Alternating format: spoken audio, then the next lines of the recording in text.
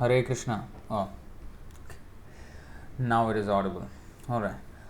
So, welcome to this episode of Chaitanya Charitamrita. And in this episode, we will be looking at chapter 9 of the Adi Leela, verse 10 onwards. Om Namo Bhagavate Vasudevaya. Om Namo Bhagavate Vasudevaya. Om Namo Bhagavate Vasudevaya. Om Ajnanatimirandhasya Jnananjanashalakaya Chakshurunmilitam Yena Tasmai Shri Gurave Namaha.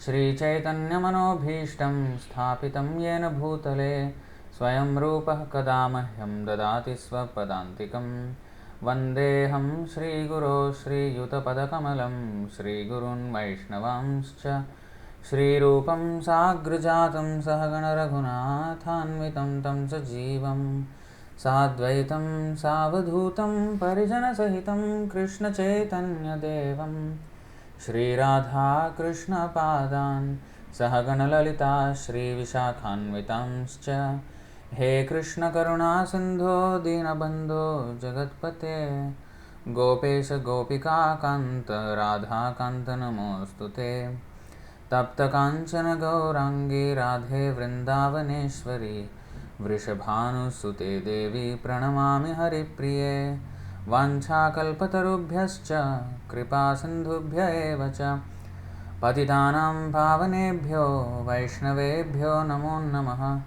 Namo Vishnupadaya Krishna Presthaya Bhutale Srimate Bhaktivedanta Swaminiti Namine Namaste Saraswati Deve Gauravani Pracharine Nirvishesha Shunyavadi Paschatya Deshatarine Jaya Shri Krishna Chaitanya Prabhu Nityananda Shri Advaita Gadadhara Shri Vasadi Gaura Bhakta Vrinda Hare Krishna Krishna Krishna Hare Hare Hare Rama Rama Rama Hare Hare.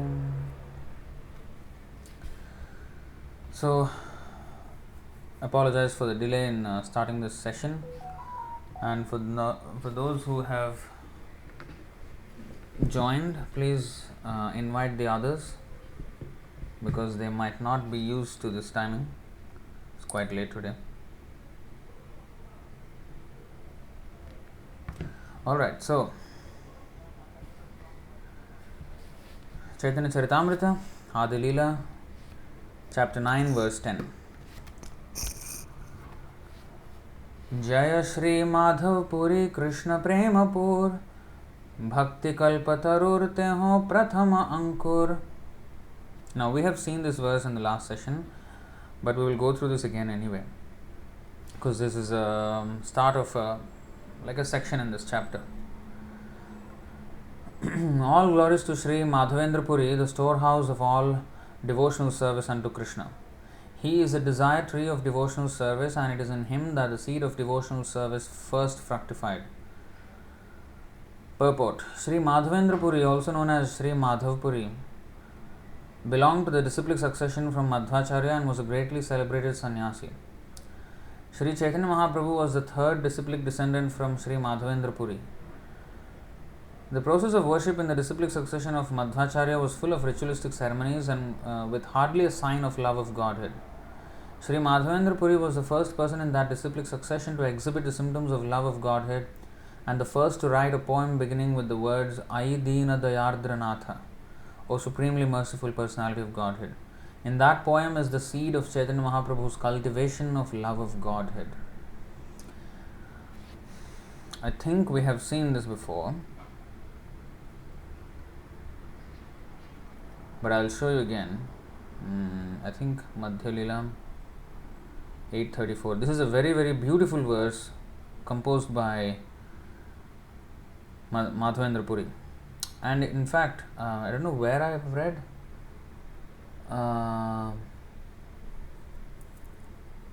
One of the Prabhupada's purports, or maybe Bhaktivinoda Thakur's writings. No, not this is not. Oh, Antya 8.34, I think.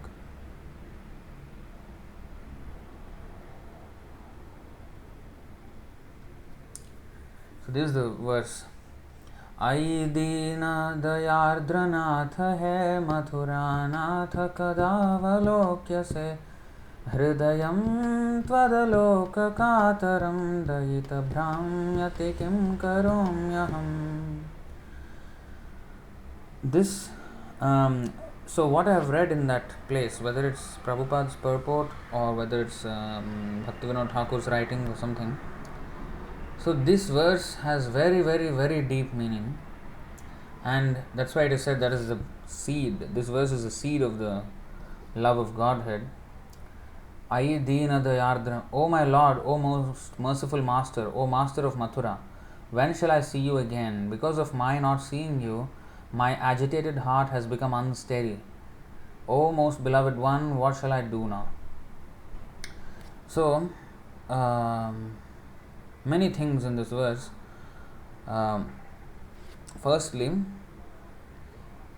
this is the mood of Srimati Radharani about Kṛṣṇa, and that Madhurya Rasa was first experienced and propagated by Madhavendra Puri in our Sampradaya. So, if you see Mathuranath, the Lord of Mathura, so Radharani is always in Vrindavan, and when Kṛṣṇa went to Mathura, she did not go with him. In fact, she wanted to see him in Vrindavan. Mathura is a city, and then it is more opulent and more royal. So she liked to love him in the village, natural setting. So Mathuranath, he is calling him Madhavendra Puri in the mood of the gopis. He is calling the Lord as Mathuranath.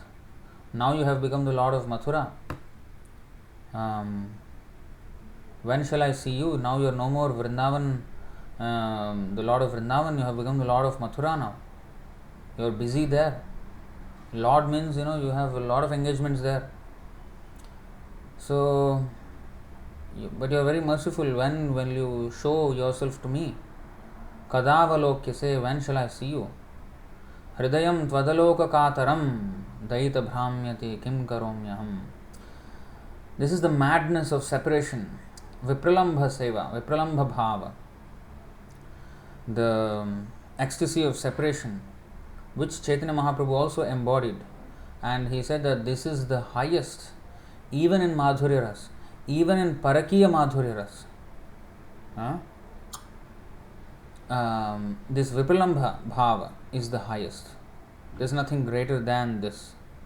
So this actually is the pinnacle of love of Godhead. And that was alluded to by Sri Madhavendra Puri in this verse. Daita, so Hridayam aloka kataram. Kataram means aggrieved. So this pain in separation, which is actually a transcendental form of ecstasy. And bhramyati kim karomyaham, what shall I do now? So that just like Chaitanya Mahaprabhu's verse, Shunyaitam jagat sarvam govinda virahena me. So without Govinda, whole world becomes void, null and void. So that kind of mood was felt by Madhavendra Puri, and he introduced the Madhurya Ras in this Madhva or Brahma Madhva, Madhva Sampradaya, Brahma Sampradaya.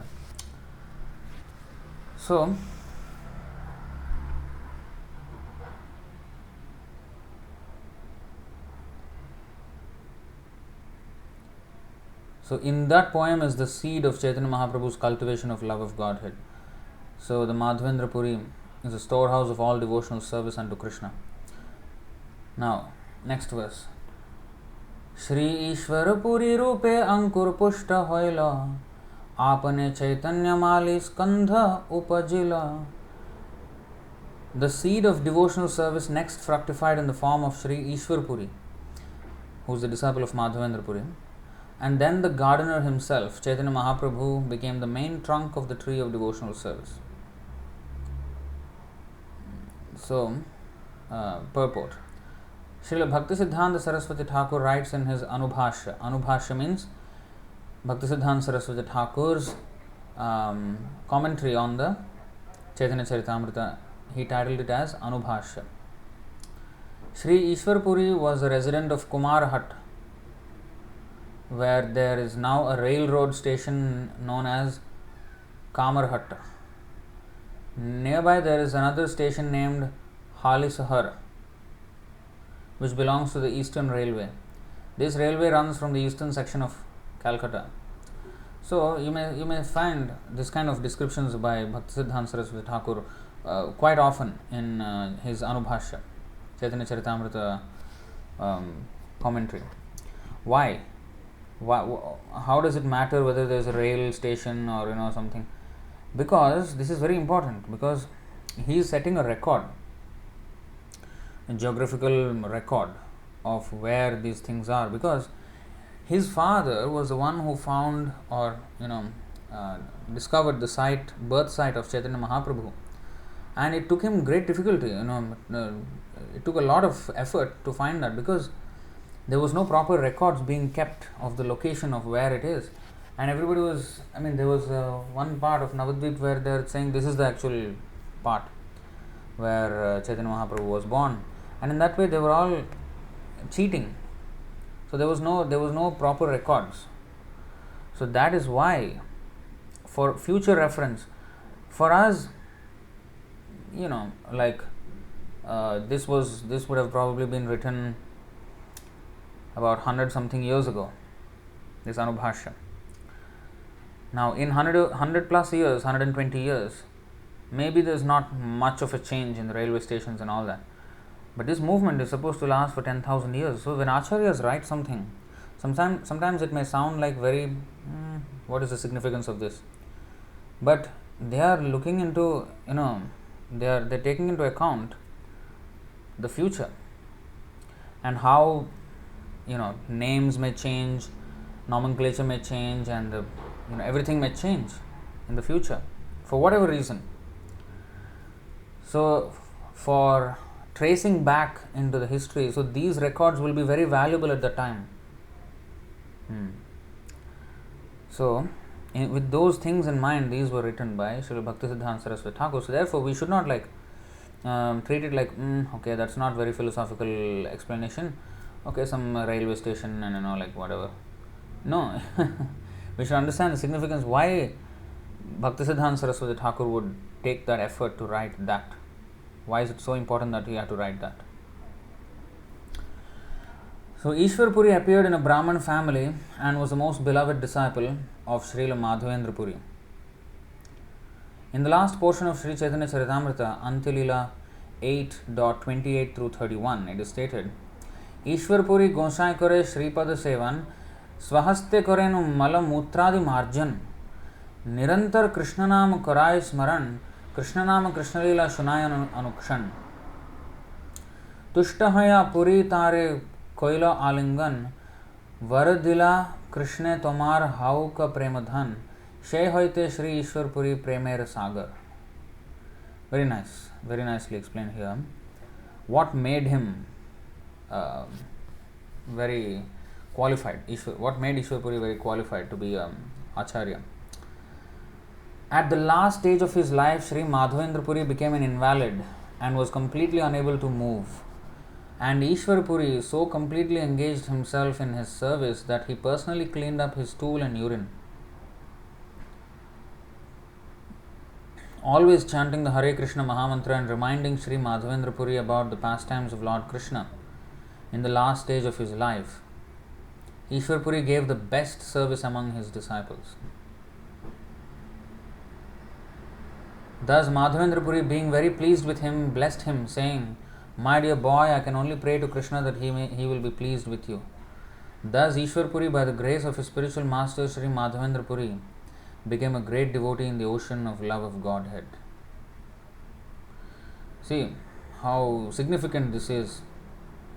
Now you may think, why Madhavendra Puri was such a great soul and why did he have to die like that or pass away like that, with body all completely invalid and no control of the stool and urine. But this is what the end of the body is. And in such helpless, seemingly helpless condition of the body, that's when you will see who is devoted and who is not. Ramachandra Puri was trying to instruct Madhavendra Puri to meditate on Brahman, and he was cursed by his spiritual master, Madhavendra Puri. And on the other hand, Ishwar Puri was serving him by always chanting the Hare Krishna Mahamantra near him and always reciting the verses about Krishna, reminding Sri Madhavendra Puri about the pastimes of Lord Krishna in the last stages of life. So this pleased Ishwar Puri very much, and he blessed him so much that the Supreme Personality of Godhead became the disciple of Ishwar Puri. So we should not consider that devotees, if their body is externally so-called invalid, it is not to be taken that they are now powerless. They are full of spiritual power, and we can see that Madhavendra Puri's life, when he cursed Ramachandra Puri, that curse worked, and when he blessed Ishwar Puri, that blessing worked. I mean, what kind of blessing, Supreme Personality of Godhead can become one's disciple. Just imagine. So we must not ever forget and judge a devotee by his bodily condition. There is a very instructive verse in the Nectar of Instruction.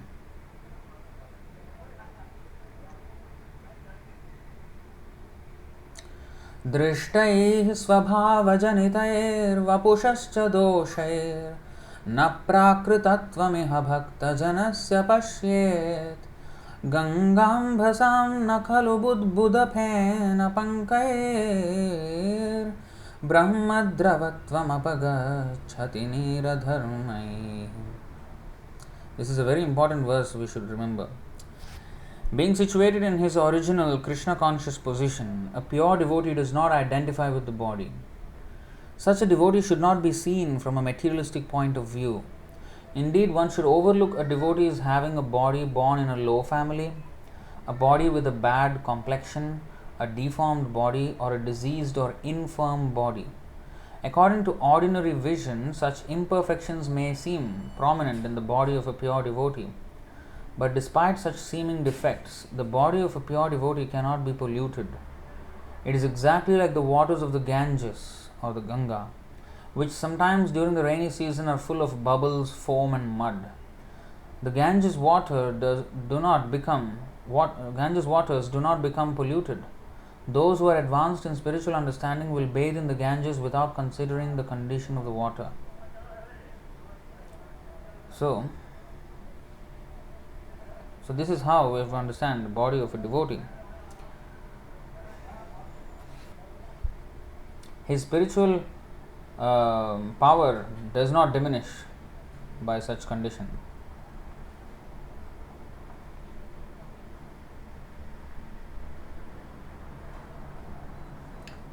So Srila Vishwanath Chakravarti states in his Gurvashtaka prayer, Yasya prasadat bhagavat prasado yasya aprasadan nagati kutopi. By the mercy of the spiritual master, one is blessed by the mercy of Krishna.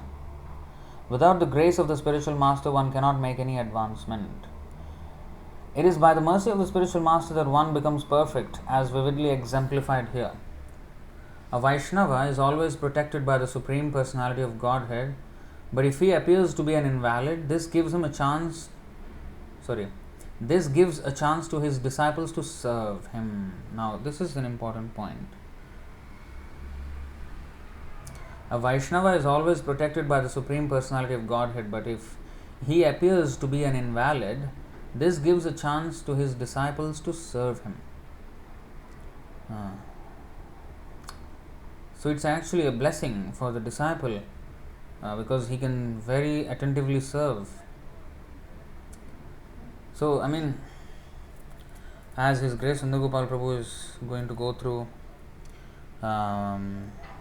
his bypass surgery. So this is a good reminder for me and devotees how to serve and how to consider, how to, you know, understand all these aspects of Vaishnav Seva. You know, Ishwar Puri pleased his spiritual master by service, and by the blessings of his spiritual master, he became such a great personality that Lord Chaitanya Mahaprabhu accepted him as his spiritual master. I don't know why, when the computer is in the temple room, it's working fine, but when it is here, it just goes wacky.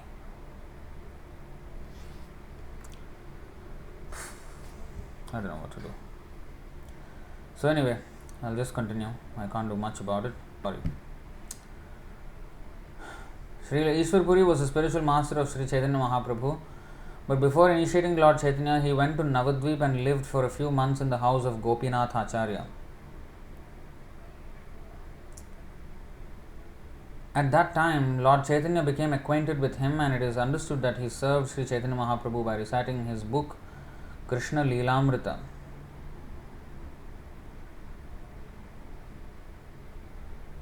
Just a second. My computer is not at all, I don't know. It's very frustrating actually to go through this every time.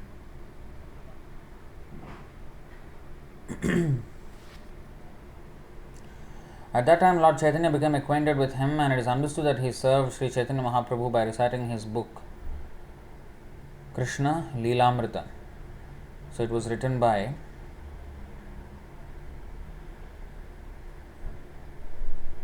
Ishwar Puri himself. Okay.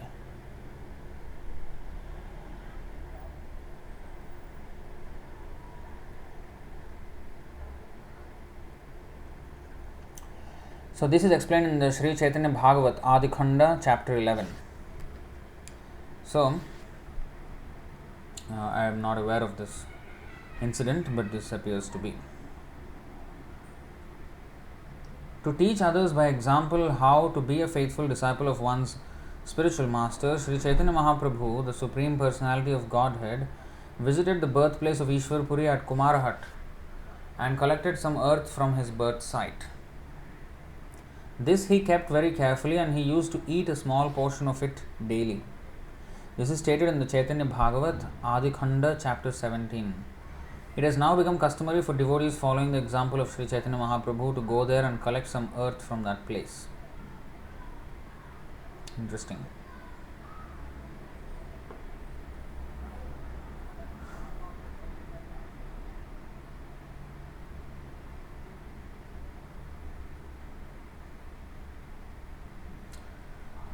Chapter 9, text 12. Nijachintya Shakti Haya Skandha Hoy Sakala Shakhara She Skandha Mulash. By his inconceivable powers, the Lord became the gardener, the trunk, and the branches simultaneously.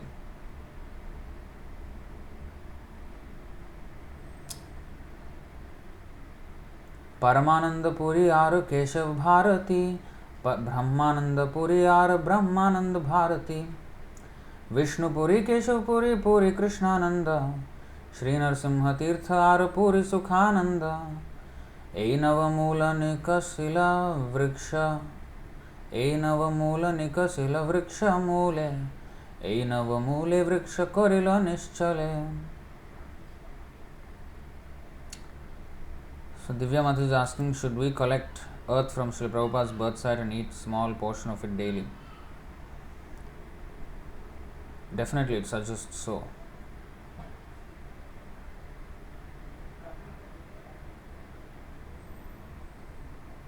So I am sorry that the visuals of this screen is extremely slow and there is no sign of the computer slowing down at all.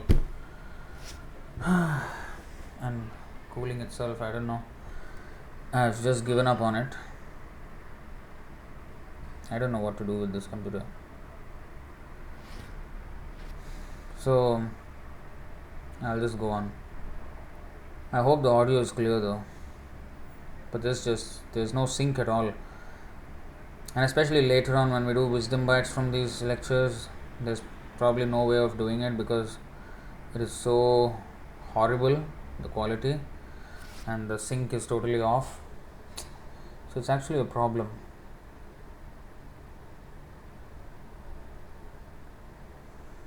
It's quite frustrating, in fact. Translation: Paramananda Puri, Keshav Bharati, Brahmananda Puri and Brahmananda Bharati, Sri Vishnu Puri, Keshav Puri, Krishnananda Puri, Sri Narsimha Tirtha and Sukhananda Puri. These 9 sannyasi roots all sprouted from the trunk of the tree. Thus the tree stood steadfastly on the strength of these 9 roots. So this is how the parampara is strengthened.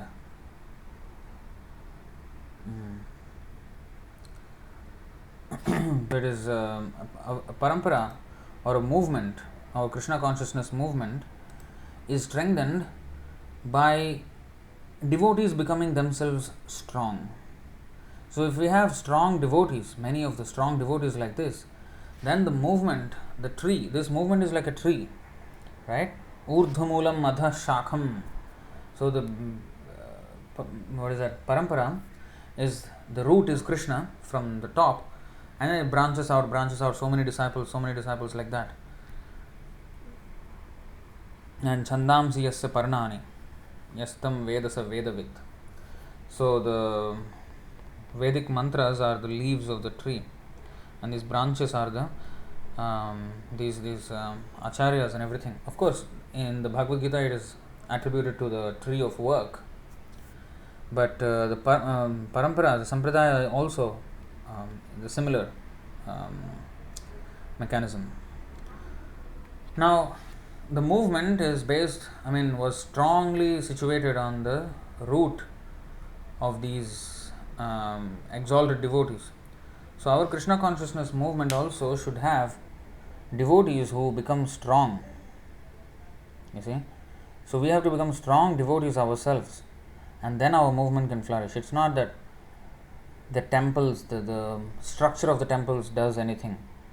It's the devotees who are the branches of this tree. It's not the structures. Because such structures are available in India. There is no dearth of very, very big temple structures. But what happened? Because of a lack of devotees, absence of devotees, everything crumbled, and they are just archaeological sites, museum pieces. That's what they have become now. Just tourist attraction for, that's all it is now.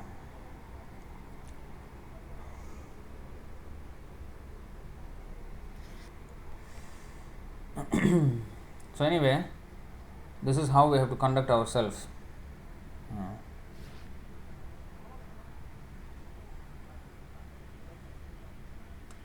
So here there is a huge description of each and every of these sannyasis, I guess. Yeah. Wow. It's interesting. Let's see. Now you may say, oh, what is the need? Yeah, just by, there is a nice verse. What is that verse? In Bhagavatam, that just learning about the qualities of devotees itself is very purifying. So anyway, Paramananda Puri. Who is Paramananda Puri? Paramananda Puri belonged to a Brahman family of the Trihut district of Uttar Pradesh. Madhavendra Puri was his spiritual master. In relationship with Madhavendra Puri, Paramananda Puri was very dear to Sri Chaitanya Mahaprabhu. In the Chaitanya Bhagavat Antya Khanda, there is the following statement: Sanyasira madhye Ishwarera priya patra, arnahi ek puri goshai se matra, damodar swarup Paramananda Puri, sanyasi parshade e dui adhikari, niravadhi nikate thake na dui jan, prabhur sanyase kore dandera grahan, puri dhyana par damodarer kirtan, yat priti ishwarer puri gosaire, damodar swarupere tat priti kore. Among his sannyasi disciples, Ishwar Puri and Paramananda Puri were very dear to Madhavendra Puri. Thus, Paramananda Puri, like Swarup Damodar, who was also a sannyasi, was very dear to Sri Chaitanya Mahaprabhu and was his constant associate. When Lord Chaitanya accepted the renounced order, Paramananda Puri offered him the danda. Paramananda Puri was always engaged in meditation and Sri Swarup was always engaged in chanting the Hare Krishna Mahamantra. As Sri Chaitanya Mahaprabhu offered full respect to his spiritual master Ishwar Puri, he similarly respected Paramananda Puri and Swarup Damodar. It is described in the Chaitanya Bhagavat, Untitled Chapter 3, that when Sri Chaitanya Mahaprabhu first saw Paramananda Puri, he made the following statement. आजी धन्य लोचन सफल आजी जन्म सफल आमार आजी होइल सर्वधर्म प्रभु बोले आजी मोर सफल संन्यास आजी माधवेंद्र मोरे होइल प्रकाश. My eyes, my mind, my religious activities and my acceptance of the sannyas order have now all become perfect because today Madhavendra Puri is manifest before me in the form of Paramananda Puri. The Chaitanya Bhagavat further states, Kathokshane anyonye karena pranam Paramananda Puri Chaitanya Priyadham. Thus Sri Chaitanya Mahaprabhu exchanged respectful obeisances with Paramananda Puri, who was very dear to him. Paramananda Puri established a small monastery behind the western side of the Jagannath temple, where he had a well dug to supply water. The water, however, was bitter, and therefore Sri Chaitanya Mahaprabhu prayed to Lord Jagannath to allow Ganges water to come into the well to make it sweet. When Lord Jagannath granted the request, Lord Chaitanya told all the devotees that from that day hence, the water of Paramananda Puri's well should be celebrated as Ganges water, for any devotee who would drink it or bathe in it would certainly get the same benefit as that derived from drinking or bathing in the waters of the Ganges. Such a person would certainly develop pure love of Godhead, and so next time we should go to Jagannath Puri. When we go Jagannath Puri, we should try to find out this well of Paramananda Puri. It is stated in the Chaitanya Bhagavat, Antya Leela 3.255. प्रभु बोले आमी जे आछिए पृथ्वी ते निश्चय ई जानी ह पूरी गोसाईर प्रीते. Sri Chaitanya Mahaprabhu used to say, I am living in this world only on account of the excellent behavior of Sri Paramananda Puri. Beautiful. So the behavior of a Vaishnava is so important that it attracts the Lord so much. The Gaura Ganodesh Deepika states, Puri Sri Paramanando ya asid Uddhava Pura. Paramananda Puri is none other than Uddhava. Wow. Uddhava was Lord Krishna's friend and cousin, and in Chaitanya Leela, the same Uddhava became the friend of Sri Chaitanya Mahaprabhu and his uncle in terms of their relationship in the disciplic succession. Wow.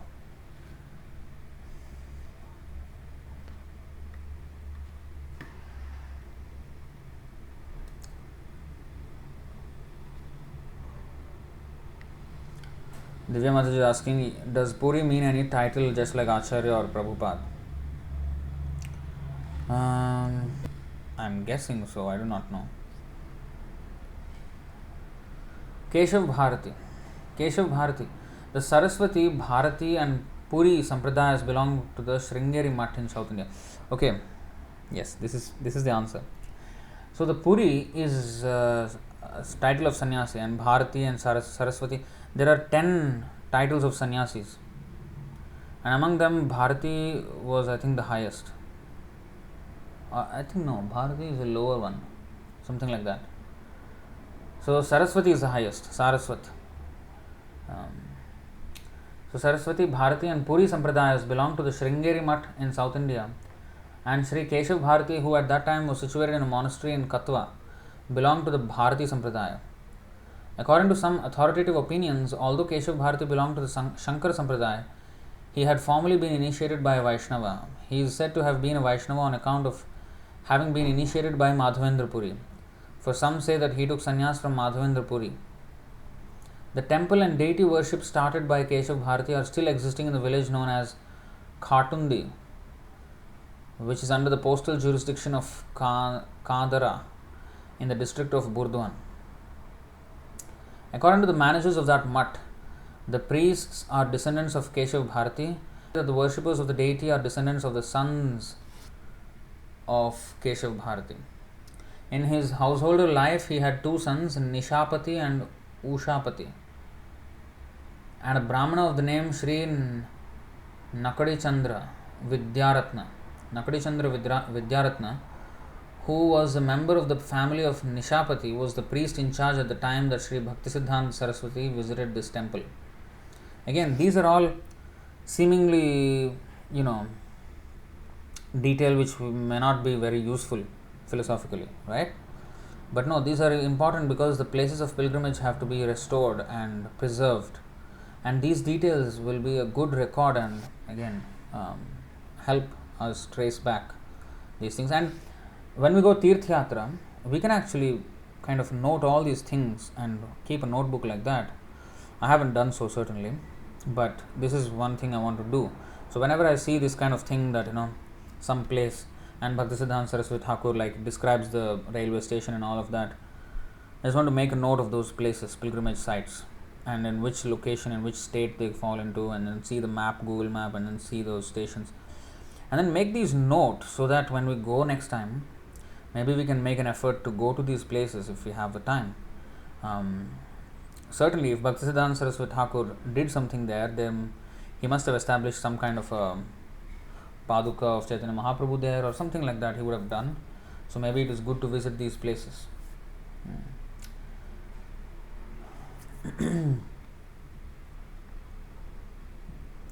According to some, the priests of the temple belong to the family of Keshav Bharati's brother.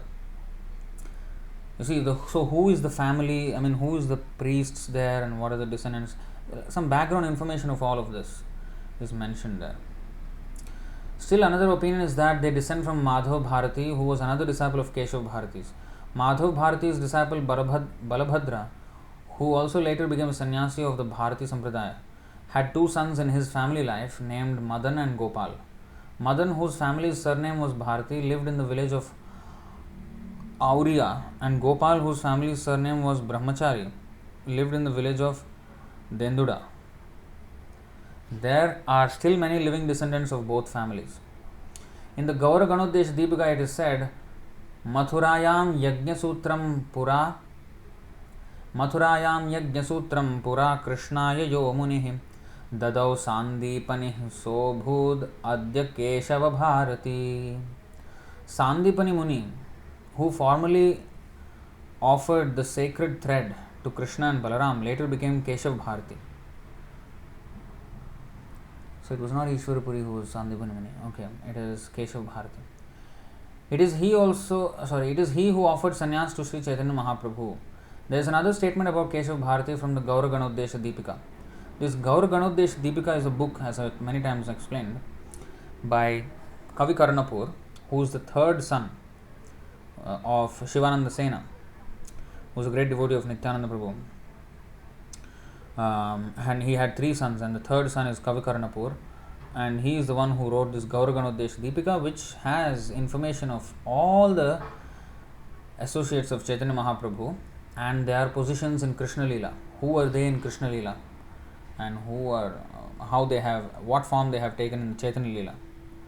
So, I mean, only a person who is completely awake spiritually and who is in complete communication with Krishna knows these kind of details. How would anybody know? I mean, Kavi Karnapur, how did he know?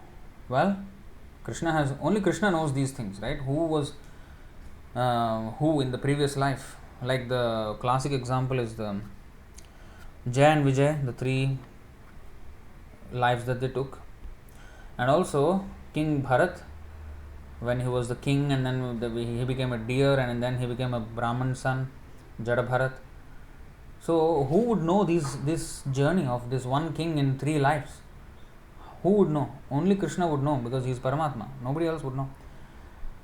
So Krishna dictates and pure devotees they write. So this Kavi Karnapur has written all these things inspired by, of course, Chaitanya Mahaprabhu. Not just inspired, dictated by Chaitanya Mahaprabhu. So they have perfect information about all these things. So there is another statement about Keshav Bharati from the Gaura Ganodesha Deepika, 17th verse. Iti kechit prabhashante Akrura Keshava Bharati. Oh, according to some authoritative opinions, Keshava Bharati is an incarnation of Akrura. So, how to reconcile these two statements? One statement is the same book, it is said Akrura, and another statement it is said Sandipani Muni.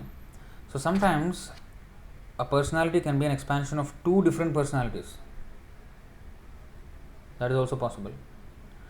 So, these are some of the confidential details of the Lord and his eternal associates. So, anyway, Keshav Bharati offered the sannyas order to Sri Chaitanya Mahaprabhu in the year 1432, Shakabda, AD 1510, in Katwa. This is stated in the Vaishnava Manjusha, part 2. Vaishnava Manjusha, oh, that is Chaitanya Matta Manjusha. Okay, it's a different book. Chaitanya Matta Manjusha was written by one of the sons of Advaita Acharya, one of the disciples of Advaita Acharya. I think his son was his disciple. 6 sons he had, three of them followed him and 3 of them deviated.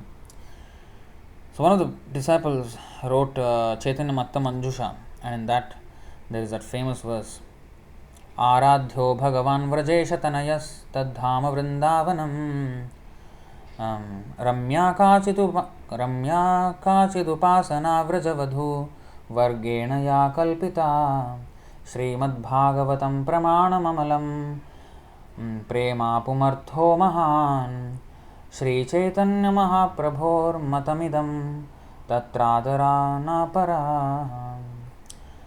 So the Chaitanya Mahaprabhu's philosophy is explained in that verse in summary. Anyway, that was another book anyway, Manjusha. This is Vaishnava Manjusha, part 2. I do not know about this book, and I do not know who wrote that book as well. Which Acharya wrote that book. Akrura.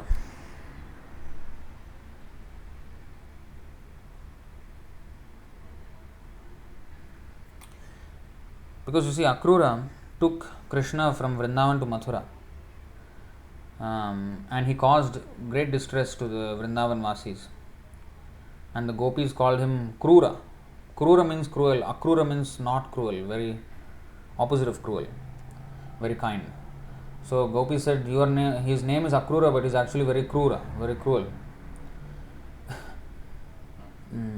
So similarly, Chaitanya Mahaprabhu, when he took sannyas, he left Navadvip and went to Jagannath Puri.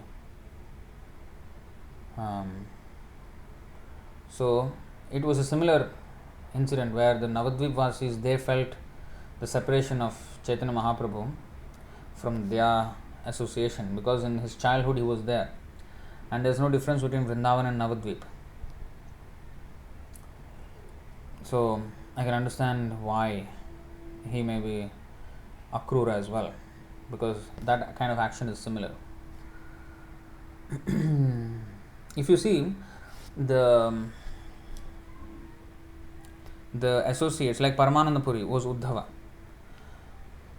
So in Krishna's Leela, he had a very close relationship with Krishna, and here also he had very close relationship with Krishna. So usually they have that kind of relation with Chaitanya Mahaprabhu also in this Leela. So we can draw parallels, kind of, and their involvement in the Leela.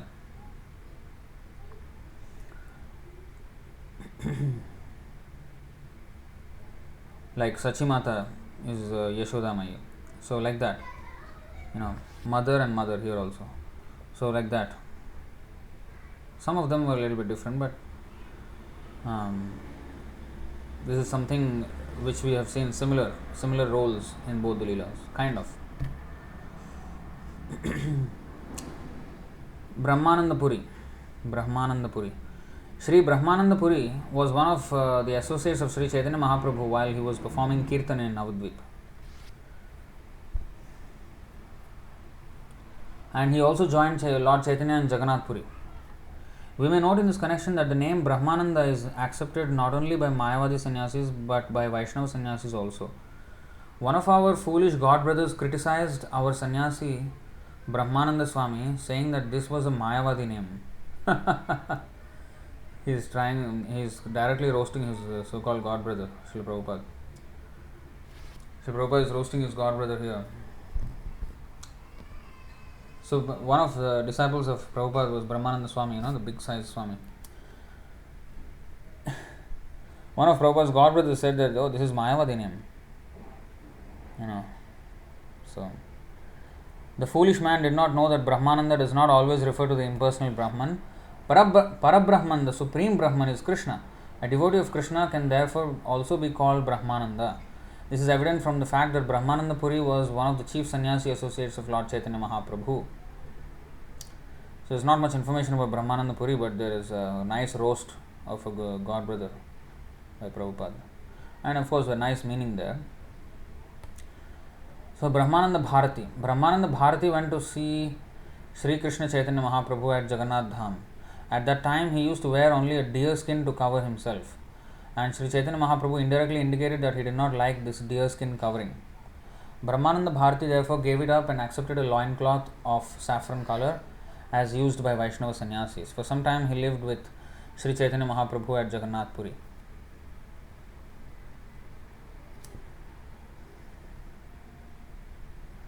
So he only used to wear a kopin.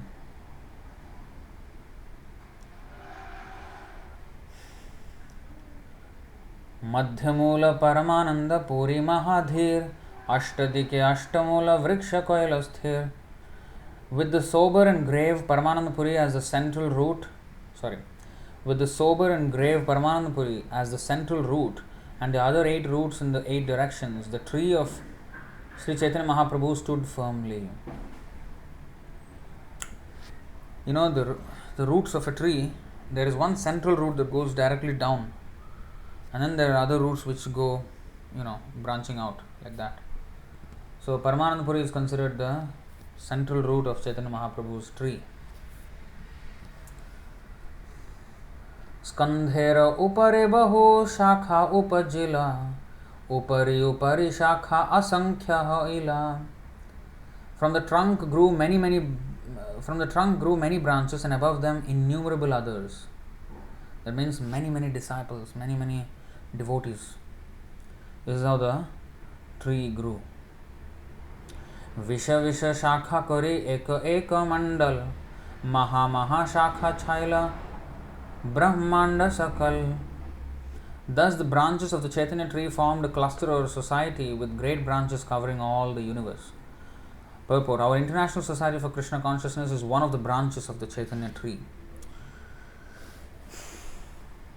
So our ISKM is also one of the branches of the Chaitanya tree, and we have to grow this luxuriantly. So that is our service. We have to become gardeners.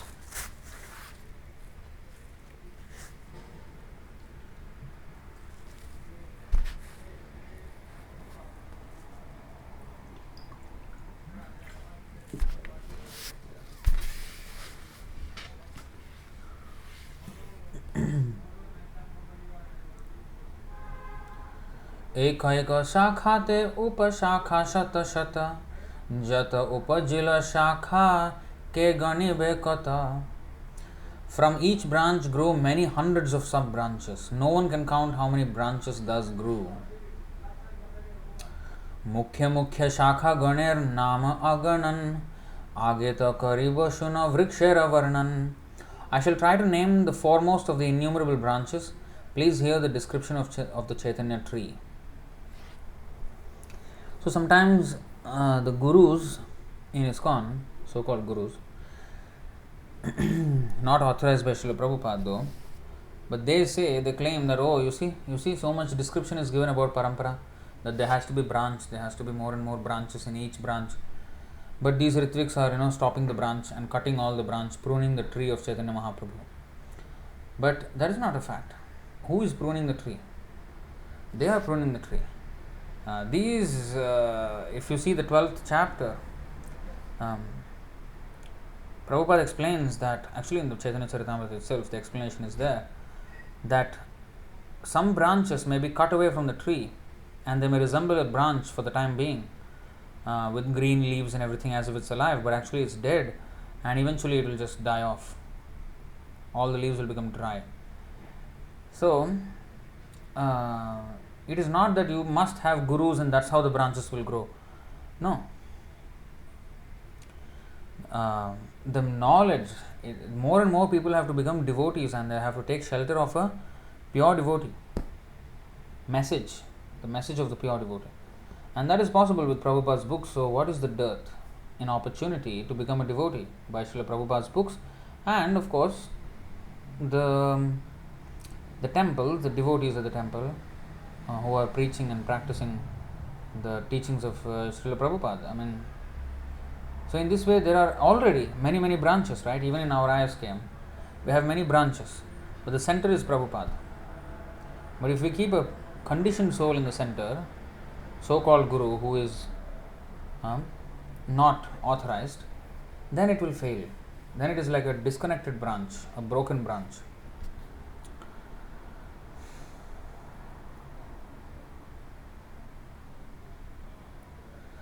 वृक्षेर उपरे शाखा होइलो दुई स्कंध एक अद्वैत नाम आर Nityanand.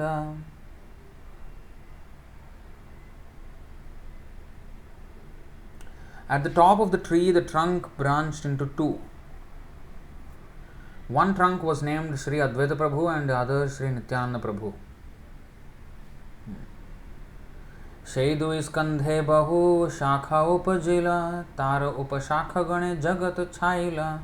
From these two trunks grew many branches and sub-branches that covered the entire world. Bada shakha upashakha tara upashakha jato upajilo tara ke karibe lekha. These branches and sub-branches and their sub-branches became so numerous that no one can actually write about them. Shishya prashishya aru upashishya gan jagat vyapila tara nahika ganan. Shishya, prashishya, upashishya. Shishya means disciples, prashishya means grand disciples, and upashishya means admirers. Thus the disciples and the grand disciples and their admirers spread throughout the entire world, and it is not possible to enumerate them all. Udumbar vriksha jena phale sarva ange eimata bhakti vriksha sarvatra phala lage. As a big fig tree bears fruits all over its body, each part of the tree of devotional service bore fruit. Nice example. Fig tree has fruits all over its body. So similarly, each part of the tree of devotional service bore fruit. Purport. This tree of devotional service is not of this material world. It grows in the spiritual world where there is no distinction between one part of the body and another. It is sometimes like a tree of sugar. For whichever part of such a tree one tastes, it is always sweet. The tree of bhakti has varieties of branches, leaves and fruits, but they are all meant for the service of the Supreme Personality of Godhead. There are 9 different processes of devotional service: Shravanam, Kirtanam, Vishnu, Smaranam, Padasevanam, Archanam, Vandanam, Dasam, Sakhyam, Atma Nivedanam. Srimad Bhagavatam 7.5.23. But all of them are meant only for the service of the Supreme Lord. Therefore, whether one hears, chants, remembers or worships, his activities will yield the same result. Which one of these processes will be the most suitable for a particular devotee depends upon his taste. Moola skandher shakha ar upashakha gane lagila je prema phala amrita ke jine.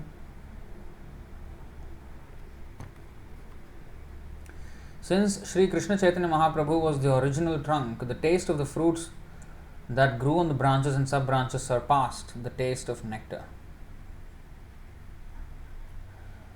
Pakila je prema phala amrita madhur vilaya chaitanya mali nahi layamul. The fruits ripened and became sweet and nectarian.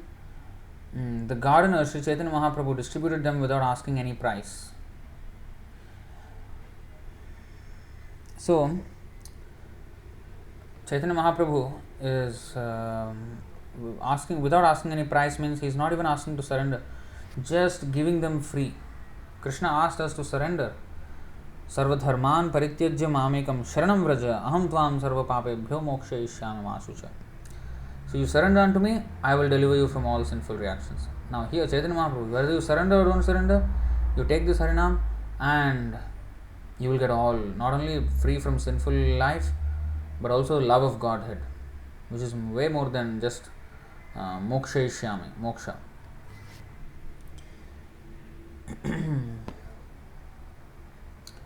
त्रिजगते जत आछे धन रत्न मणि एक फलेर मूल्य करे ताहा नाहि गणे.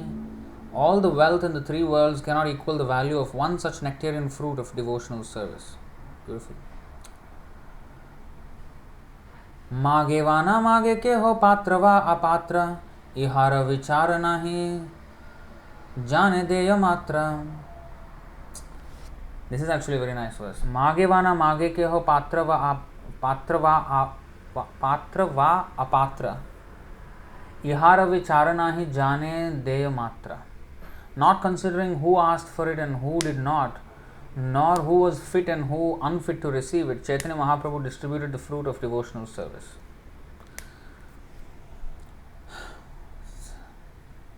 Purport: this is the sum and substance of Lord Chaitanya's Sankirtan movement.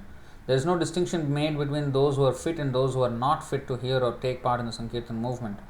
It should therefore be preached without discrimination. The only purpose of the preachers of the Sankirtan movement must be to go on preaching without restriction.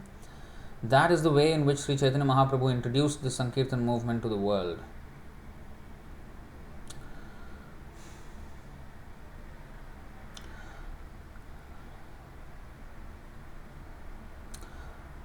So this is the difference, you see. This is the difference. Mage vana mage ke ho patra va apatra. Patra va apatra. So, in Bhagavad Gita, Krishna said, don't disturb those who are materially engaged. But Chaitanya Mahaprabhu, whether they are asking or not asking, whether they are interested or not interested, whether they are fit or unfit, or whether they are a rascal or a saint, give them the Harinam. So that's why Chaitanya Mahaprabhu is Namo Mahavadanyaya. He is way more merciful than Krishna himself. Because he is in the mood of Radharani. A devotee is more merciful than Krishna. And Radharani is very, very merciful. That's why in Vrindavan they always say Radhe Radhe or Jai Shri Radhe. So, because they want to take shelter of Srimati Radharani, because if she recommends, Krishna cannot deny. So, and she is very soft-hearted. She will easily accept. She will easily recommend, because she is a devotee. She always recommends others. They say, oh, he is better than me, she is better than me, like that. And when Radharani recommends, Krishna will have to accept. So, Radharani is very, very kind, very, very merciful. More than more than Krishna, Srimati Radharani's mercy is very essential. That's why Hare Krishna, Krishna Krishna, Hare Hare, Hare Ram, Ram Ram, Hare Hare. Krishna's name comes 4 times, Rama's name comes 4 times, Hare name comes 8 times. Radharani's mercy.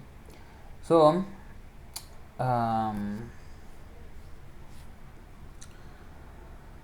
Chaitanya Mahaprabhu, being in the mood of Radharani, was extremely merciful. Extremely merciful. You know, when one is in a good mood, he will be very charitable, very liberal, like that. Right? If he is in a bad mood, he's very, he is not agreeable to anything. Right? So, Chaitanya Mahaprabhu was in this ecstatic mood of Radharani, which was way more ecstatic than his own mood. Krishna is always, he is Atmaram, he is fully happy in himself. But Srimati Radharani, he found that she was 100 times more happier. Her mood was 100 times better than Krishna. Who can be a better mood than Krishna? But Radharani can. 100 times more. So in that good mood, he was very liberal. Take. And so no surrender, never mind, take. Automatically surrender will come after that. Take. So that is Chaitanya Mahaprabhu. Anjali Anjali भरी फैले चतुर्दिशे दरिद्र कूड़ाइयाँ खाए Malakar हासे. Malakar. The transcendental gardener Sri Chaitanya Mahaprabhu distributed handful after handful of fruit in all directions, and when the poor hungry people ate the fruit, the gardener smiled with great pleasure. So who is hungry? Every living entity in this material world is hungry and thirsty for that nectar.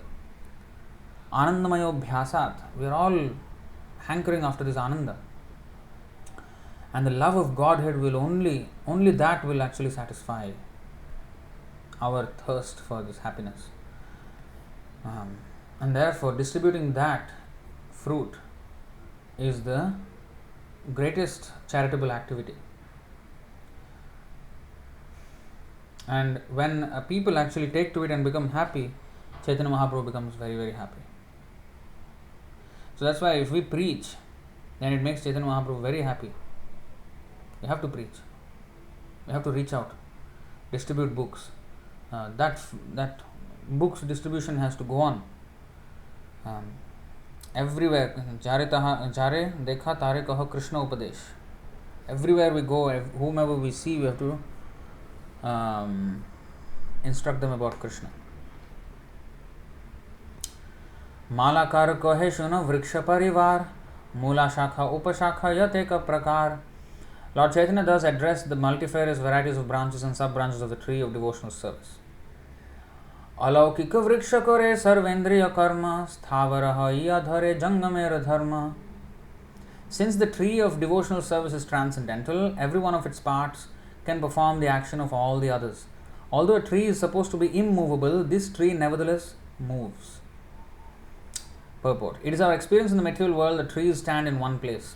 But in the spiritual world, a tree can go from one place to another. Therefore, everything in the spiritual world is called alaukik, uncommon or transcendental. Loka means this world. Laukik means belonging to this world. Alaukik means not belonging to this world. Not belonging to this material world, in other words. So anything that is transcendental is referred to as alaukik.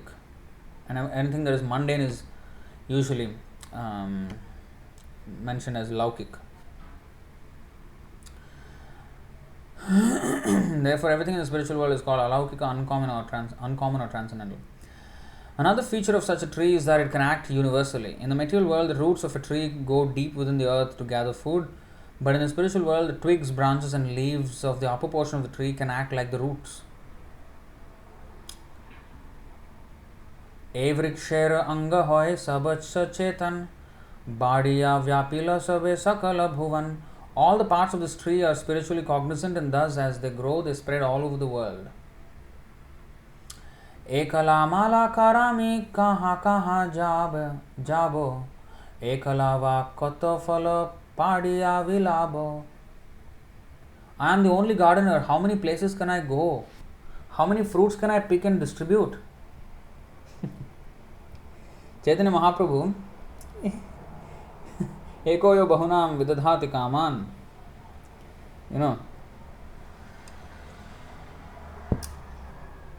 Oh, Radhika Sakhi Mataji is here. We were speaking about Jagannath Puri and the Paramananda's well behind the, I think, southern gate of Jagannath Puri temple. And she is actually now in Jagannath Puri, I guess. I don't know, maybe in India now. But going to Jagannath Puri. So, maybe you can go and see the Paramananda's well also, Paramananda Puri.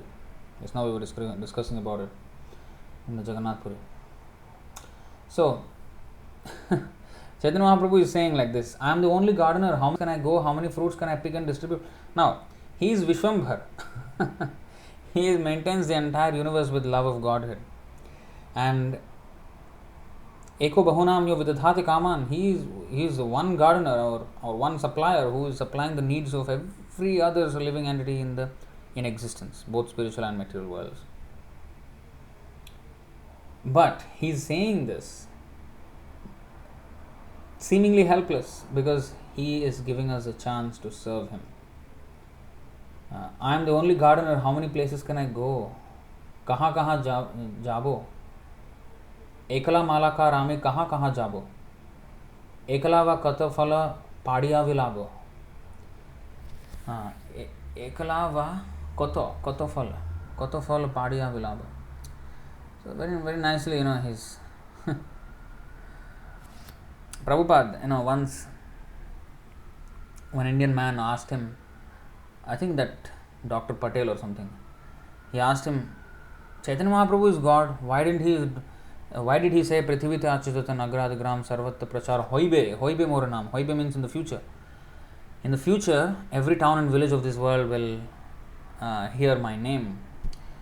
Why did he predict in the future? Why couldn't he do himself? He is Bhagavan, no? Why? Chaitanya Mahaprabhu said, he left that for me. Chaitanya Mahaprabhu is saying here, I am the only gardener, how many places can I go? Kahan jabo? How many fruits can I pick and distribute? Ekala Malakar. Malakar means gardener. Ekala Malakar, ami kahan jabo?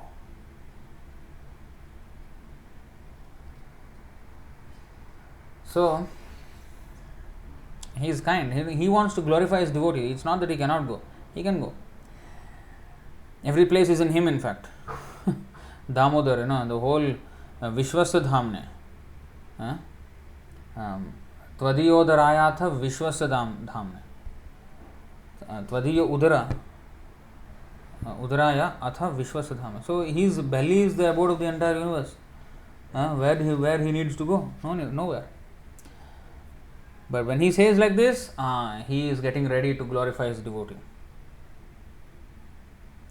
Purport. Here Sri Chaitanya Mahaprabhu indicates that the distribution of the Hare Krishna Mahamantra should be performed by combined forces. So this is another lesson, very important lesson here. Of course, Chaitanya Mahaprabhu can do anything, but he is teaching us how we should do. So we alone cannot. We alone, nobody can. Of course, Srila Prabhupada, he did it. But of course, he made them devotees and they assisted him. So this has to be a combined mission, combined forces. So just like you need a huge army, to fight a war. So this is a war against Maya and cannot be a one-man army. No.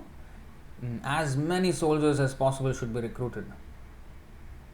And our bombs are the books. And Harinam and temples. We have, just like, they have posts. Army has posts and bunkers and, camps. They set up army camps. So we also must set up camps in every town and village of the world. The temples are the camps. And then we train the soldiers with ammunition, the Shastra. And then go out and distribute. Fire the ammunition. So that is the book distribution. So in this way we have to conduct it like a military operation. What is that? Narendra Modi used to say, surgical strike. We have to do our surgical strike on Maya. Very precise, with full. Everybody must be capable to do that. So we need many commanders in chief who will set up camps in different parts of the world. So we cannot say that somebody will do it. No, we have to do it. We have to stand up and rise to the occasion. And it's not that we are doing a great thing. No, Chaitanya Mahaprabhu is giving us a chance to serve him, and it is our great fortune to be part of this movement. And we have to rise to the occasion and take responsibility and start preaching. Whoever we have to start preaching, and Krishna will eventually give us all kinds of intelligence how to push it forward.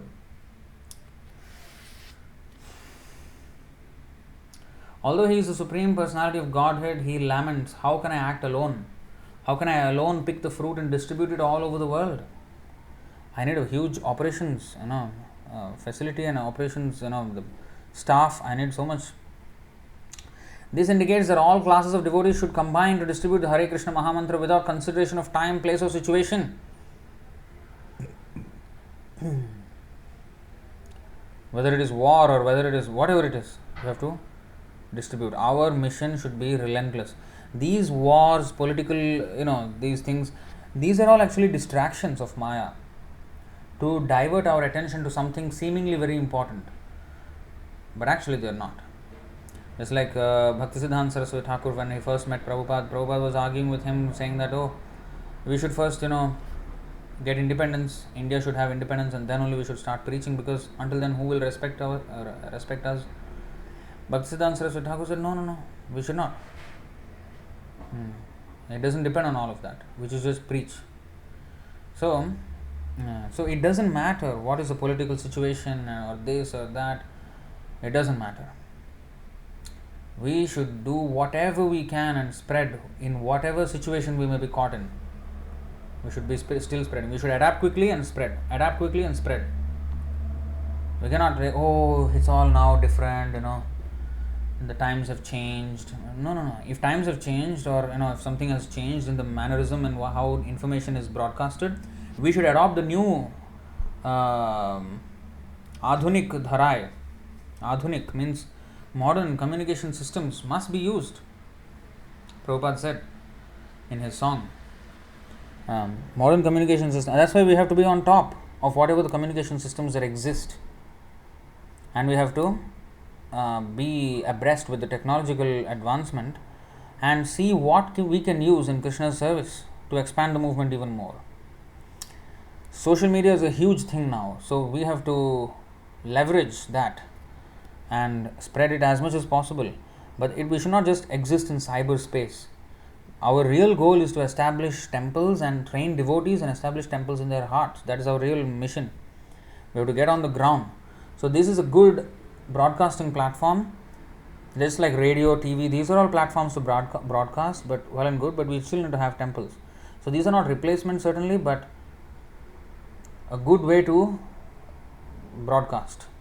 You see, so we should never shy away from these technologies, and we should propagate with full determination and conviction, because we do not know how long these all will last, how long these facilities will last. So as long as they last, take it, and if any new technology comes, adopt it into the fold of our movement and use it as a weapon for spreading the message of love of Godhead. So we should, although our mission is love of Godhead, we should nevertheless conduct it like a military mission, so like a surgical strike, with as much discipline and as much precision and as much fortitude and as much camaraderie. We have to have all of that.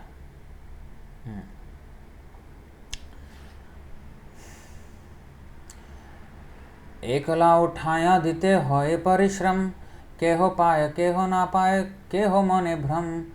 It would certainly be a very laborious task to pick the fruits and distribute them alone, and still I suspect that some would receive them and others would not. अतएव आमी आज्ञा दिलूं सबाकारे, जहाँ तहाँ प्रेम फल देहो जारे तारे. Therefore, I order every man within this universe. In other place he said, Bharata Bhumite Manusya Janma Hoile Jar. Now he is saying, I order every man within this universe to accept this Krishna consciousness movement and distribute it everywhere. Sabakare. Every man means every person, woman also. Sabakare. Distribute. So in this connection, purport, in this connection there is a song sung by Srila Bhaktivinoda Thakur.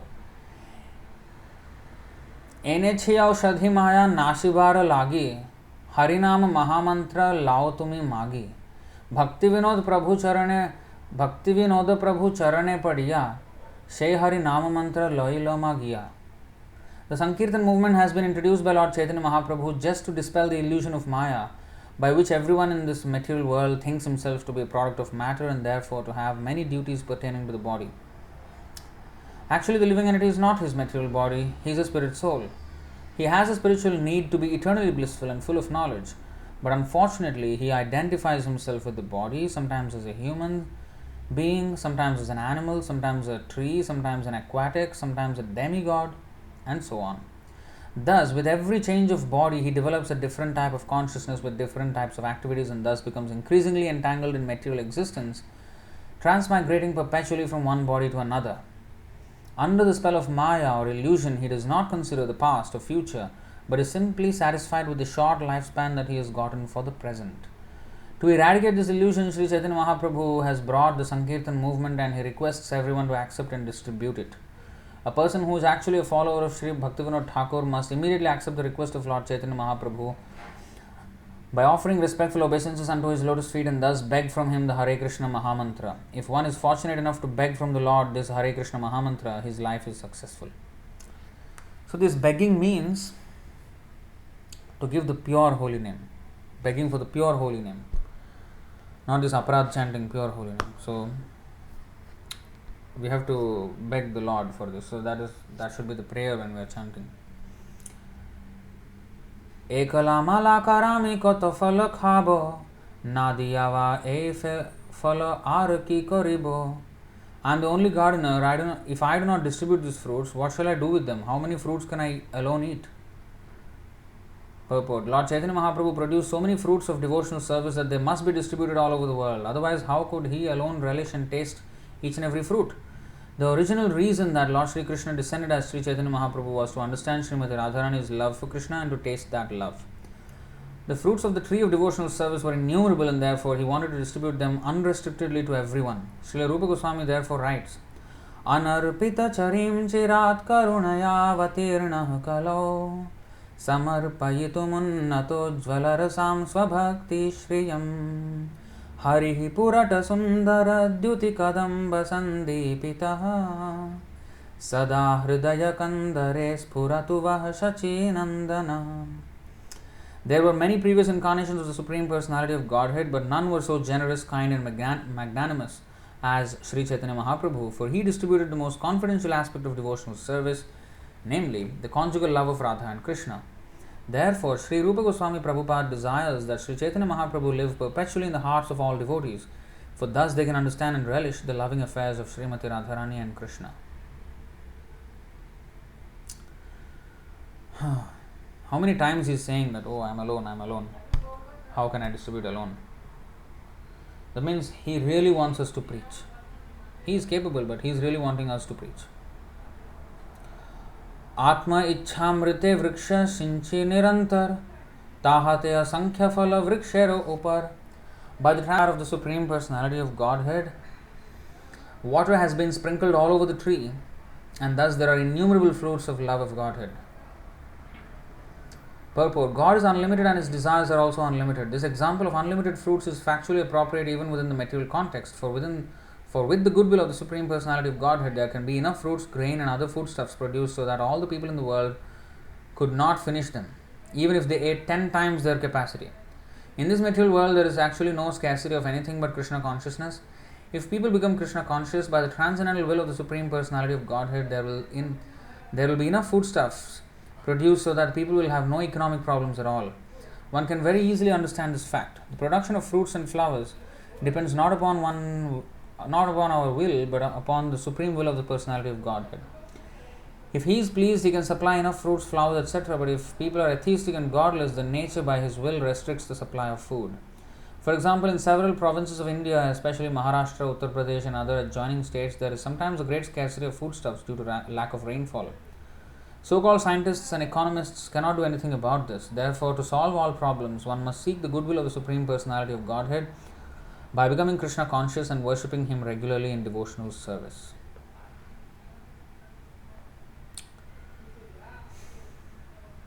So, of course, Srila Prabhupada gave a different, totally different meaning to this verse. But you see, even materially it is applicable. अतएव सब फल देह जारे तारे खाइया उकलोक अजर अमरे. Distribute this Krishna consciousness movement all over the world. Let people eat these fruits and ultimately become free from old age and death. Purport. The Krishna consciousness movement introduced by Lord Chaitanya is extremely important because one who takes to it becomes eternal, being freed from birth, death and old age. People do not recognize that the real distresses in life are the four principles of birth, death, old age and disease. They are so foolish that they resign themselves to these four miseries, not knowing the transcendental remedy of the Hare Krishna Mahamantra. Simply by chanting the Hare Krishna Mahamantra, one can become free from all misery, but because they are enchanted by the illusory energy, people do not take this movement seriously. Therefore, those who are actually servants of Sri Chaitanya Mahaprabhu must seriously distribute this movement all over the world to render the greatest benefit to human society. Of course, animals and other lower species are not capable of understanding this movement, but if even a small number of human beings take it seriously, then by their chanting loudly, all living entities, including even trees, animals and other lower species, will be benefited. When Sri Chaitanya Mahaprabhu inquired from Haridas Thakur how he was to benefit living entities other than humans, Srila Haridas Thakur replied that the Hare Krishna Mahamantra is so potent that if it is chanted loudly, everyone will benefit, including the lower species of life. Jagat Vyapiya More, Jagat Vyapiya More Khyati, Sukhi Haya Loka More, Gahi Beka Kirti. If the fruits are distributed all over the world, my reputation as a pious man will be known everywhere, and thus all people will glorify my name with great pleasure. Prediction. Purport. This prediction of Lord Chaitanya Mahaprabhu's is now actually is actually coming to pass. Srila Prabhupada ki jai. So Prabhupada is actually making this happen, even currently. The Krishna consciousness movement is being distributed all over the world through the chanting of the holy name of the Lord, the Hare Krishna Mahamantra, and people who were leading confused, chaotic lives are now feeling transcendental happiness. They are finding peace in Sankirtan, and therefore they are acknowledging the supreme benefit of this movement. This is the blessing of Lord Chaitanya Mahaprabhu. His prediction is now factually being fulfilled, and those who are sober and conscientious are appreciating the value of this great movement.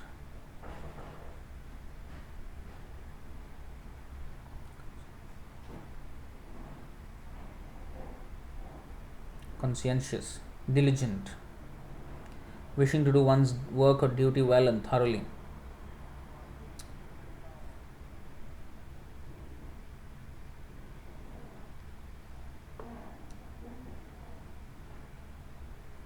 This is the famous verse 9.41.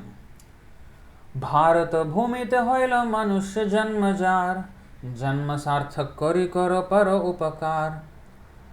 One who has taken his birth as a human being in the land of India, Bharatvarsh, should make his life successful and work for the benefit of all other people.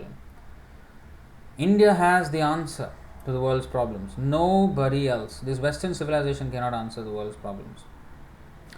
What they can do, though, is broadcast. They have the power to broadcast things very well, but they have not the substance that is to be actually broadcasted, that is worth broadcasting. They are broadcasting crap. So we have to replace that crap with love of Godhead, the message of Chaitanya Mahaprabhu. So they have the technology to broadcast, and we have the message. So if a lame and a blind man cooperate, they can climb a mountain.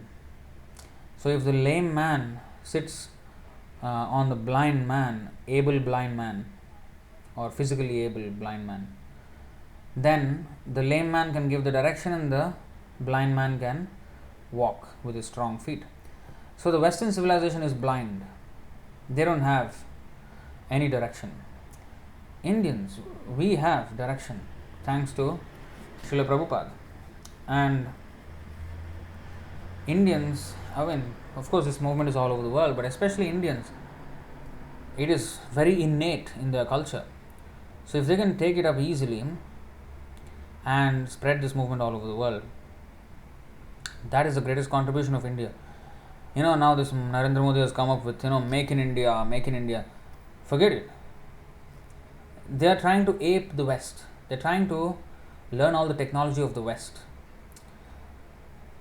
Prabhupada has a much better strategy. We will use their technology to broadcast, but we will broadcast our message. So everybody is having his own advantages and disadvantages.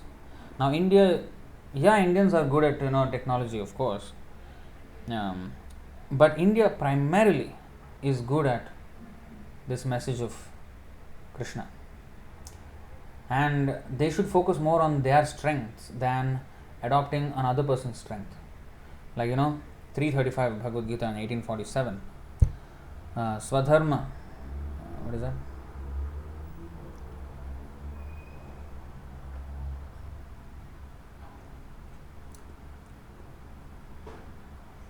Shreyan swadharmo viguna paradharmat svanushthitat swadharme nidhanam shreyah paradharmo bhayavaha. Paradharmo bhayavaha. It is far better to discharge one's prescribed duties, even though faultily, than another's duties perfectly. Destruction in the course of performing one's own duty is better than engaging in another's duties. For to follow another's path is dangerous. 7. In our case, Indians, if they follow the Westerners, it's very dangerous because they're losing what is exceptionally valuable. Krishna consciousness. So here again, Shreyan Swadharmo Viguna Paradharma Svanushthitat Swabhavaniyatam Karma Kurvanna Apnoti Kilbisham. It is better to engage in one's own occupation even though one may perform it imperfectly than to accept another's occupation and perform it perfectly. Now Indians may do the Western technology very perfectly, but that's not their occupation. Their occupation is to broadcast this message. Duties prescribed according to one's nature are never affected by sinful reactions. So,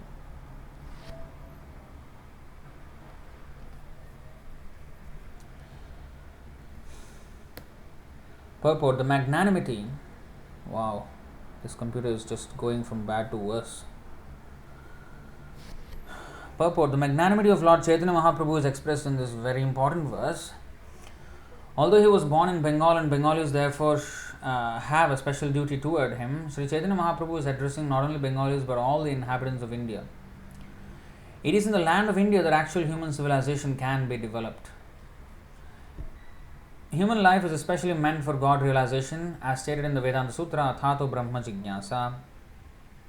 Anyone who takes birth in the land of India, Bharatvarsha, has the special privilege of being able to take advantage of the instruction and guidance of the Vedic civilization. He automatically receives the basic principles of spiritual life. For 99.9% of the Indian people, even simple village farmers and others who are neither educated nor sophisticated, believe in the transmigration of the soul, believe in past and future lives, believe in God, and naturally want to worship the Supreme Personality of Godhead or His representative. These ideas are the natural inheritance of a person born. India has many holy places of pilgrimage such as Gaya, Banaras, Mathura, Prayag, Vrindavan, Haridwar, Rameshwaram and Jagannath Puri, and still people go there by the hundreds and thousands. Although the present leaders of India are influencing the people not to believe in God, not to believe in a next life, and not to believe in a distinction between pious and impious life, and although they are teaching them how to drink wine, eat meat and become supposedly civilized, people are nevertheless afraid of the four activities of sinful life, namely illicit sex, meat eating, intoxication and gambling. And whenever there is a religious festival, they gather together by the thousands. We have actual experience of this. Whenever the Krishna consciousness movement holds a Sankirtan festival in a big city like Calcutta, Bombay, Madras, Ahmedabad or Hyderabad, thousands of people come to hear. Sometimes we speak in English, but even though most people do not understand English, they nevertheless come to hear us. Even when imitation incarnations of Godhead speak, people gather in the thousands, for everyone who is born in the land of India has a natural spiritual inclination and is taught the basic principles of spiritual life. They merely need to be a little more educated in the Vedic principles. Therefore, Sri Chaitanya Mahaprabhu says here, Janma sarthak kori karo paropakar. If an Indian is educated in the Vedic principles, he is able to perform the most beneficial welfare activity for the entire world. At present, for want of Krishna consciousness or God consciousness, the entire world is in darkness, having been covered by the four principles of sinful life: meat eating, illicit sex, gambling and intoxication. Therefore, there is a need for vigorous propaganda to educate people to refrain from sinful activities. This will bring peace and prosperity. The rogues, thieves and debauchees will naturally decrease in number, and all of human society will be God conscious. The practical effect of our spreading the Krishna consciousness movement all over the world is that now the most degraded debauchees are becoming the most elevated saints. This is only one Indian's humble service to the world. If all Indians had taken to this path, as advised by Lord Chaitanya Mahaprabhu, India would have given a unique gift to the world, and thus India would have been glorified. Now, however, India is known as a poverty-stricken country, and whenever anyone from America or another opulent country goes to India, he sees many people lying by the footpaths for whom there are not even provisions for 2 meals a day. There are also institutions collecting money from all parts of the world in the name of welfare activities for poverty-stricken people, but they are spending it for their own sense gratification. Now, on the order of Sri Chaitanya Mahaprabhu, the Krishna consciousness movement has been started and people are benefiting from this movement. Therefore, it is now the duty of the leading men of India to consider the importance of this movement and train many Indians to go outside of India to preach this cult. People will accept it, and there will be cooperation among the Indian people and among the other people of the world, and the mission of Sri Chaitanya Mahaprabhu will then be fulfilled. Now, these are all strong predictions that Srila Prabhupada is making, and he has already fulfilled a lot of those on a certain scale, but he wants us to expand this on a much, much bigger scale. And by the mercy of Prabhupada, we will be able to do it. We just have to have the complete faith in his instructions. Just like Bhaktisiddhanta Saraswati Thakur did it in India, Gaudiya Math, and taking faith in his instruction, Prabhupada, went to the West. So similarly, he has started in the West and all over the world, and we have to take it even further and even deeper. That's what we should be doing. People will accept it. There will be cooperation among the Indian people and among the other people of the world, and the mission of Sri Chaitanya Mahaprabhu will then be fulfilled. Sri Chaitanya Mahaprabhu will then be glorified all over the world, and people will naturally be happy, peaceful and prosperous, not only in this life but also in the next. For as stated in the Bhagavad Gita, anyone who understands Kṛṣṇa, the Supreme Personality of Godhead, will very easily get salvation or freedom from the repetition of birth and death and go back home, back to Godhead. Sri Chaitanya Mahaprabhu therefore requests every Indian to become a preacher of his cult to save the world from disastrous confusion. This is not only the duty of Indians, but the duty of everyone, and we are very happy that American and European boys and girls are seriously cooperating with this movement. One should know definitely that the best welfare activity for all of human society is to awaken man's God consciousness or Krishna consciousness. Therefore, everyone should help this great movement. This is confirmed in Srimad Bhagavatam, 10th canto, 22nd chapter, verse 35, which is next quoted in the Chaitanya Charitamrita. What's the time? 9:50. एतावज्जन्म साफल्यं देहिनामिह देहिषु प्राणैरर्थैर्धिया वाचा श्रेय आचरणं सदा. It is the duty of every living being to perform welfare activities for the benefit of others with his life, wealth, intelligence and words. Purport. There are two kinds of general activities, shreyas or activities which are ultimately beneficial and auspicious, and prayas or those which are immediately beneficial and auspicious. For example, children are fond of playing, they do not want to go to school to receive an education, and they think that to play all day and night and enjoy with their friends is the aim of life. Even in the transcendental life of Lord Kṛṣṇa, we find that when he was a child, he was very fond of playing with his friends of the same age, the cowherd boys. He would not even go home to take his dinner. Mother Yashoda would have to come out to induce him to come home. Thus, it is a child's nature to engage all day and night in playing, not caring even for his health and other important concerns. This is an example of prayers or immediately beneficial activities. But there are also shreyas or activities which are ultimately auspicious. According to Vedic civilization, a human being must be God conscious. He should understand what God is, what this material world is, who he is, and what their interrelationships are. This is called shreyas or ultimately auspicious activity. In this verse of Srimad Bhagavatam, it is said that one should be interested in shreyas. To achieve the ultimate goal of shreyas or shreya acharanam sada, shreya, To achieve the ultimate goal of shreyas or good fortune, one should engage everything, including his life, wealth and words, not only for himself but for others also. However, unless one is interested in shreyas in his own life, he cannot preach of shreyas for the benefit of others. This verse cited by Sri Chaitanya Mahaprabhu applies to human beings, not to animals, as indicated in the previous verse by the words Manushya Janma. These injunctions are for human beings. Unfortunately, human beings, although they have the bodies of men, are becoming less than animals in their behavior. This is the fault of modern education. Modern educators do not know the aim of human life. They are simply concerned with how to develop the economic condition of their countries or of human society.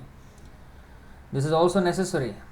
The Vedic civilization considers all aspects of human life, including dharma, religion, artha, economic development, kama, sense gratification and moksha, liberation. But humanity's first concern should be religion. To be religious, one must abide by the orders of God, but unfortunately people in this age have rejected religion and they are busy in economic development. Therefore, they will adopt any means to get money. For economic development, one does not need to get money by hook or by crook. One needs only sufficient money to maintain his body and soul. However, because modern economic development is going on with no religious background, people have become lusty, greedy and mad after money. They are simply developing the qualities of rajas, passion and tamas, ignorance, neglecting the other quality of nature, sattva, goodness, and the Brahmanical qualifications. Therefore, the entire society is in chaos. The Bhagavatam says that it is the duty of an advanced human being to act in such a way as to facilitate human society's attainment of the ultimate goal of life. There is a similar verse in the Vishnu Puran, part 3, chapter 12, verse 45, which is next quoted in the Chaitanya Charitamrita. Praninam upakaraya yadeveha paratra cha karmana manasa vacha tadeva matiman bhajet.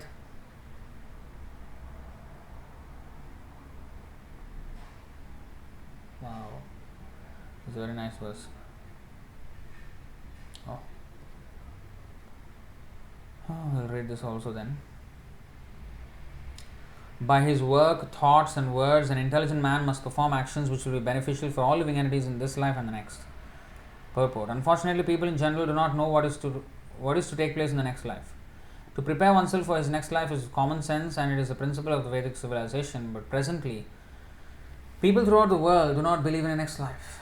Even influential professors and other educators say that as soon as the body is finished, everything is finished. This atheistic philosophy is killing human civilization. People are irresponsibly performing all sorts of sinful activities, and thus the privilege of the human life is being taken away by the educational propaganda of the so-called leaders. Actually, it is a fact that this life is meant for preparation for the next life.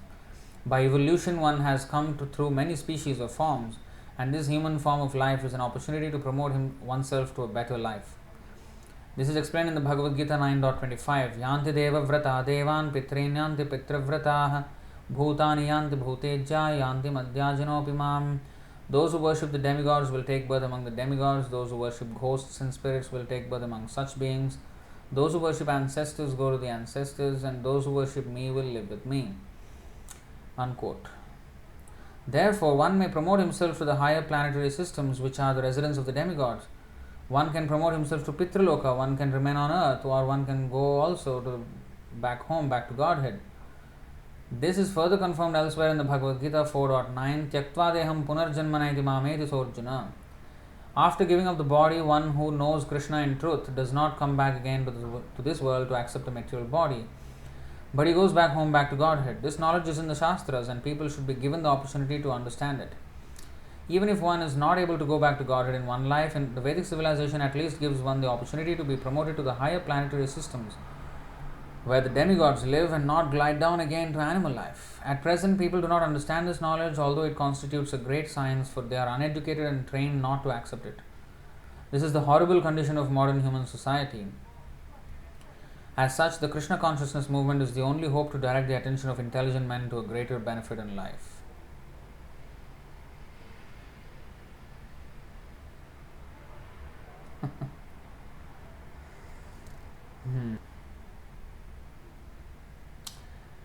It's actually very nice to even read this, but you know what?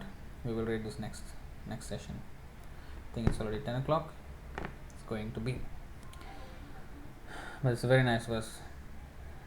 So anyway, until 9:43 we have done 9.43. So we'll continue from 9.44. So alright, I'll stop here and see any questions there or not.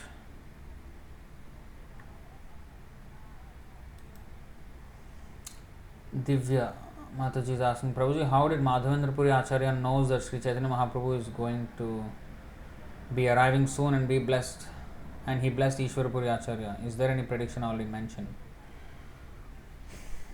It is mentioned that even Ramanujacharya knew the future appearance of Chaitanya Mahaprabhu. So, Acharyas, they are called, even Narada Muni is called Trikalagnya. That means he is knower of past, present and future. So, they are definitely known. Even when Prabhupada was sitting alone in New York in 1965 and 66, when there was nobody, he was just alone in America. And he was saying to one American, I think one of the early devotees, who at that time was just becoming a devotee, he said, there are temples, there are people, hundreds, many devotees dancing, and everything is there. Temples are there, devotees are there, deities are there. Only time is separating us from them. So that's how Srila Prabhupada saw this movement. He already saw the luxuriant growth of this Hare Krishna movement, and sure enough it came to pass. So devotees are aware of these things, pure devotees.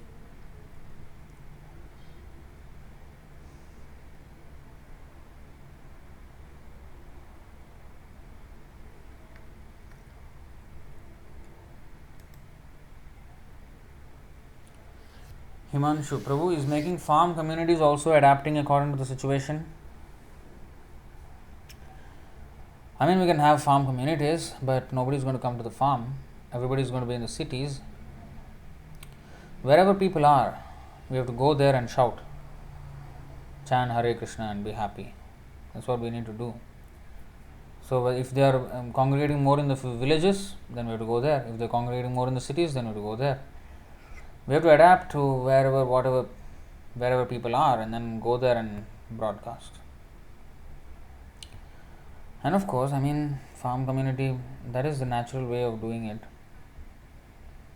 And eventually, this urban artificial civilization will collapse, and people will want to grow their own food and be self-sufficient, because this extreme dependence on this atheistic civilization is very precarious. It's not. But of course, we have to preach in the city, and so we will take all whatever conveniences there are and preach this message. But eventually, we have to also understand that this will not last very long, and prepare ourselves for the natural way, natural lifestyle.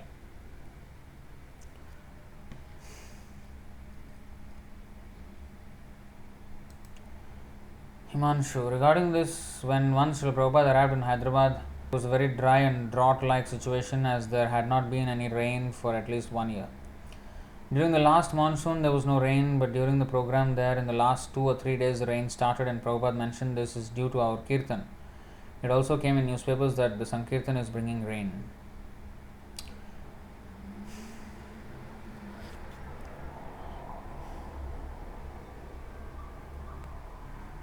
Yeah. And governments increasingly are becoming intolerant towards religion, and you're not allowed to chant, you're not allowed to many things are being curtailed, and especially outside India, it's very, very difficult. Very difficult. It's stupid,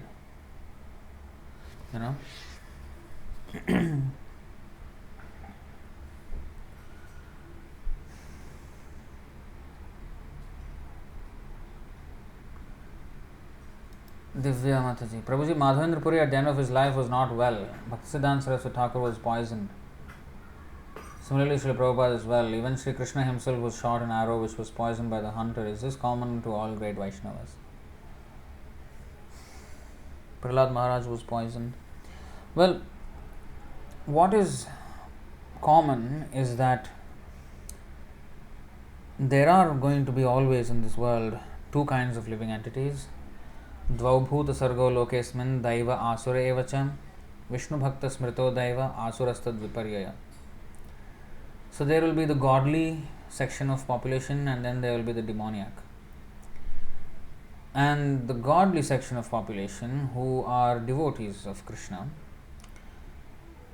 they will always be harassed by the non-devotees. So that is common. So Haridas Thakur was beaten. There is Jesus Christ was crucified. So these are all, the same thing. But the devotees are very tolerant, and they take all these things, but yet preach. See? So of course, Maya will want to exert her control, and to keep them in illusion, the presence of a pure devotee is a great threat. So she will try to, of course, it is all Krishna's plan. Actually, Maya cannot do anything to a devotee. Even if poisoned, like Prahlad Maharaj, the poison did not affect him. But if the Lord wills that the poison may affect, let it affect. So it doesn't affect the soul anyway. Like Parikshit Maharaj was bitten by a snake and he died. But Prahlad Maharaj was given a poison and he did not die.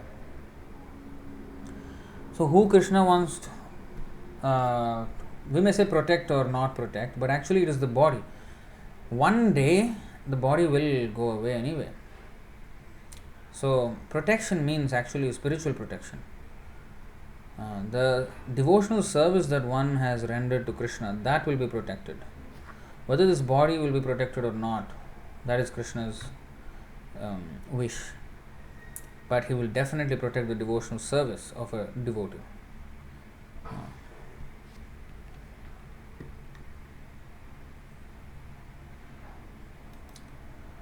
Lin Mataji is saying, oh no, I do not know they are poisoned, oh dear. Yeah, it's sad, but it's the history in all of religion. Any religious leader will be attacked by the demoniac classes of people. And the devotee is ready for that. He becomes ready for that. He is declaring war on Maya, and some of these soldiers of Maya may do that. So he is ready for that. He is prepared to die. He is prepared to go to hell for the service of Kṛṣṇa. Like Jesus Christ, when he was being crucified, he said, oh, forgive them, they do not know what they are doing. Similarly, Haridas Thakur also, what did he say? I did a TikTok on that one. Khanda khanda hoy deho jai jadi pran tabu ami vadanena chhadi harinam esab jivere Kṛṣṇa koroh prasad mor drohe naho esa bar aparad. So he said, he also same thing like Jesus Christ. He said, because he was being whipped with a whip in publicly in 22 marketplaces. He was taken to each marketplace and being whipped and whipped and whipped, but he did not die. And he said this, khanda khanda hoy deho jai jadi pran tabe ami vadanena chhadi harinam. Let my body be cut to pieces, but still, as long as I have got this mouth, I will not stop chanting the holy name of Kṛṣṇa. I will not stop the chanting of Krishna's holy name. And he said that is his determination. And then he further said, now, Esab jivere Kṛṣṇa koroho prasad. Please show mercy to these people who are whipping me. Mor drohe nahi esa bar aparad. He said, I do not take their offense very seriously. Unfortunately, they are in ignorance, and therefore, please show them mercy. He was praying like that. But of course, what happened to those people who whipped him? Their families, they themselves, and their whole village was decimated in a natural calamity. Kṛṣṇa will not show any mercy to a person who tries to offend a pure devotee. He does not show any mercy, zero mercy.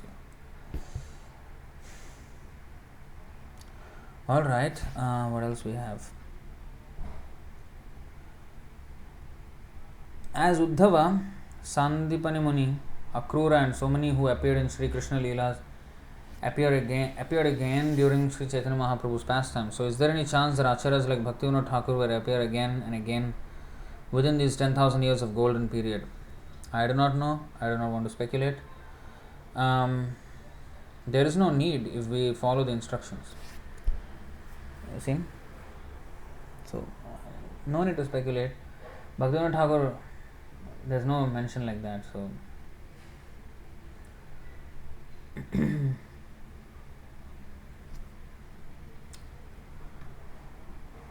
Lin Mataji is saying, oh, TikTok, hope you have time to produce more. Great snippets for people with short attention span like me. Yeah, actually I need to produce a lot more. I want to do actually that. I need to produce a lot more media.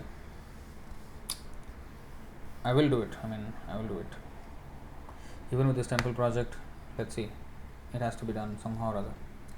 Alright, so thank you all very much.